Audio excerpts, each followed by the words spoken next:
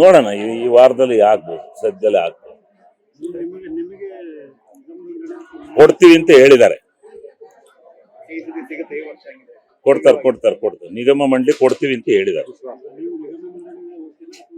ಅಲ್ಲ, ಮುಂದೆ ಸಚಿವರನ್ನು ಕೊಡ್ತೀವಿ ಅಂತ ಹೇಳಿದ್ದಾರೆ, ಅಲ್ಲಿವರೆಗೂ ನಿಗಮ ಮಂಡಳಿನೂ ಕೊಡ್ತೀವಿ ಅಂತ ಹೇಳಿದ್ದಾರೆ. ಲೋಕಸಭೆ ನಂತರ ಕೆಲವರು ಸಚಿವ ಸ್ಥಾನ ಬೇಡಿಕೆ ಇಟ್ಟಿದ್ದಾರೆ, ಶಾಸಕರು ಒತ್ತಡನೂ ಇದೆ. ಅಲ್ಲ ಇರ್ಲಿ, ನಾನು ಸಿದ್ದರಾಮಯ್ಯನವರು ಡಿ ಕೆ ಶಿವಕುಮಾರ್ ಅವರ ಅಣತಿ ಅಂತ ನಡೀತೇನೆ.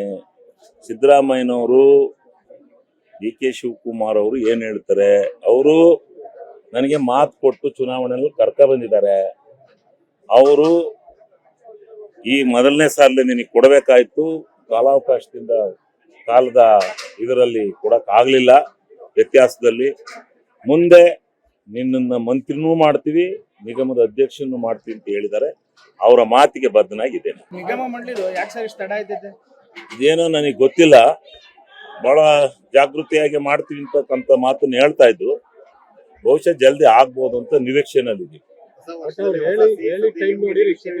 ಆಗ್ಬೇಕಾಯ್ತು, ಆದ್ರೆ ಏನೋ ಸ್ವಲ್ಪ ತಡ ಆಗಿದೆ, ನೋಡೋಣ ಅದೇನು. ಅಲ್ಲ, ಕಾರ್ಯಕರ್ತರಿಗೂ ಕೊಡ್ಲಿ, ಕಾರ್ಯಕರ್ತರಿಗೆ ಕೊಡಬಾರ್ದು, ಶಾಸಕರಿಗೆ ಕೊಡ್ಬೇಕು ಅನ್ನೋದು ನನ್ನ ಅಭಿಲಾಷೆ ಅಲ್ಲ. ಕಾರ್ಯಕರ್ತರಿಗೆ ಮೊದಲು ಕೊಡ್ಲೇಬೇಕು, ನಾವೇನು ಅದಕ್ಕೇನು ಇದು ಮಾಡೋದು. ಕಾರ್ಯಕರ್ತರು ಬೇಕೇ ಬೇಕು, ಕಾರ್ಯಕರ್ತರಿಂದಲೇ ಪಕ್ಷ ಕಟ್ಟಕ್ಕಾಗತ್ತಾ? ಆದ್ರೆ ಹಿರಿಯ ಶಾಸಕರು 4-5 ಸಾರಿ ಗೆದ್ದಿರ್ತಕ್ಕಂಥ ಶಾಸಕರು ಇದ್ದಾರೆ, ಅವ್ರನ್ನ ಬರೀ ಶಾಸಕರಾಗಿ ಕೂರಿಸಬಾರ್ದು, ಅವ್ರಿಗೂ ಒಂದು ಜವಾಬ್ದಾರಿ ಸ್ಥಾನ ಕೊಡಬೇಕು ಅಂತಕ್ಕಂಥದ್ದು ಹಿಂದಿನಿಂದ ನಡೆದು ಬಂದಿರತಕ್ಕಂಥ ಸಿದ್ಧಾಂತ. ಈಗ 3 ಜನ ಮೇಧಾವಿಗಳು, ಇವರು ನಮ್ಮ BR ಪಾಟೀಲ್, ದೇಶಪಾಂಡೆ, ರಾಯರೆಡ್ಡಿ, ಇವರೆಲ್ಲ ಅನುಭವಸ್ಥರು. ಇವ್ರ ಸಹಾಯ ಸರ್ಕಾರದ ಬೇಕು, ಅದರಿಂದ ತಗೋತಾರೆ.